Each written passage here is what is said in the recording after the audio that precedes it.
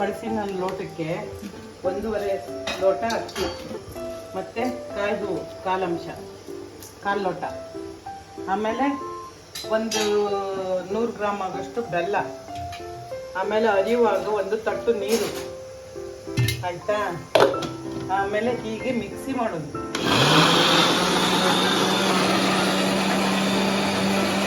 ಈ ತರಿ ಹೇಗೆ ಹರ್ಕೊಳ್ತೀವೋ ಹಾಗೆ ಇದನ್ನು ಹಾಗೆ ಹರ್ಕೊಳ್ಳೋದು. ಇಡ್ಲಿಗೆ ಹದ, ಇದು ಇಡ್ಲಿ ಹದ. ಆಮೇಲೆ ಸಿಹಿ ಮತ್ತು ಉಪ್ಪನ್ನು ಸಿಹಿ ಬೇಕೆಂಬಷ್ಟು ಹಾಕೊಳ್ಳೋದು. ಉದ್ದಿನ ಇಡ್ಲಿ ಹೇಗೆ ಮಾಡ್ತೀವೋ ಹಾಗೆ ಇದನ್ನು ಹಳಸಿನ ಇಡ್ಲಿನ ಹಾಗೆ ಬೇಯಿಸೋದು. ಆಮೇಲೆ ಬಾಯಿ ಹಾಕಿಟ್ಟು ತಿನ್ನೋದು. ಈಗ ಅರ್ದ್ರೆ ಮಧ್ಯಾಹ್ನ 2:30-3ಕ್ಕೆ ಮಾಡ್ಬೋದು. ಆಮೇಲೆ ಇವತ್ತು ಮಾಡೋದಿಲ್ಲ ಅಂತ ಹೇಳಿದ್ರೆ ನೀವು ಫ್ರಿಜ್ಜಲ್ಲಿ ಇಟ್ಟರೆ ಮರುದಿವಸ ಬೆಳಗ್ಗೆ ಮಾಡ್ಬೋದು. ಅಂದರೆ ಎಷ್ಟು ಡಿಫ್ರೆನ್ಸ್? ಒಂದು 2-3 ಗಂಟೆ ಕಾಲ, ಆಯ್ತಾ. ಹಸಿನ ಕಡುಬಿಗೆ ಎಷ್ಟು ಸಿಹಿ ಬೇಕೋ ಅಷ್ಟು ಸಿಹಿ ಹಾಕ್ಕೊಳ್ಬೋದು, ಮತ್ತೆ ಸಕ್ಕರೆ ಬೇಕಾದ್ರೂ ಹಾಕ್ಕೊಳ್ಬೋದು. ಈಗ ಸಕ್ಕರೆ ತಿನ್ನೋದಿಲ್ಲಲ್ಲ, ಅದಕ್ಕೆ ಬೆಲ್ಲ ಹಾಕೊಂಡು ಮಾಡ್ಬೋದು.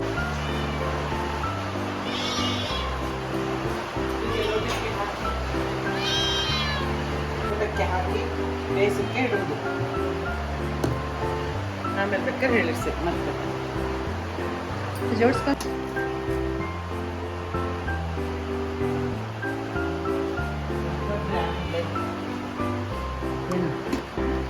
ಹೊಸದಾದ್ರಲ್ಲೇ ಯಾರು ಏನಂತೆ ದೊಡ್ಡದಾಗಿ ಅಂತ.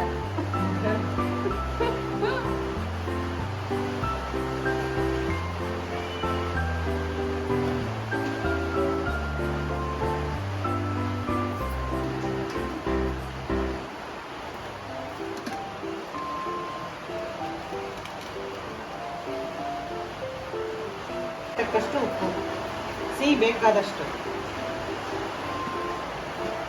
ನೀರು ಜಾಸ್ತಿ ಇರ್ತೀನಿ. ಒಂದು ನಿಮಿಷ. ಅದಕ್ಕೆ ಕೊಬ್ಬರಿ ಎಣ್ಣೆ ಹಚ್ಚಬೇಕು. ನೀವು ಇಡ್ಲಿಗೆ ಹೇಗೆ ಮಾಡ್ತೀರೋ ಹಾಗೆ ಎಣ್ಣೆಯ ಪಸೆ ಕೊಡಬೇಕು.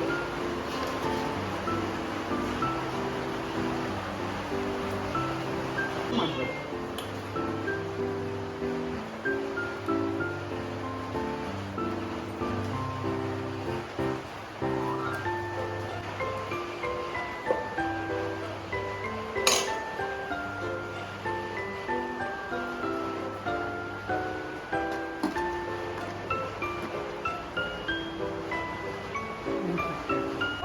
ಅರ್ಧ ಗಂಟೆ ಮೇಲೆ ಬೇಕು ಬೇಯಿಸ್ಲಿಕ್ಕೆ, ಆಯ್ತಾ.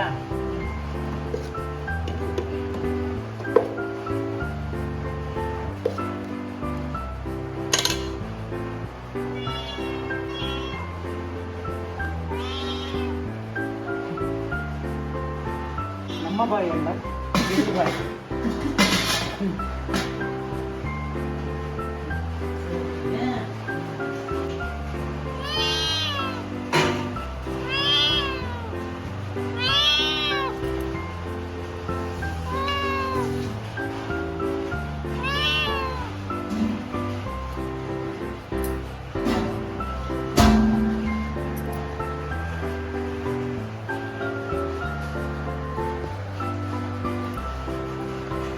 ರೆಡಿಯಾಗಿದೆ ಇಡ್ಲಿ, ಬಿಸಿ ಬಿಸಿ ಇಡ್ಲಿ.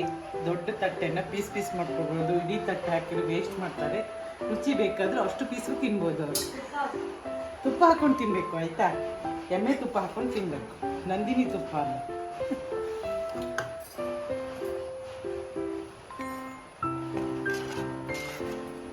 ನೀನು ತಿಂದು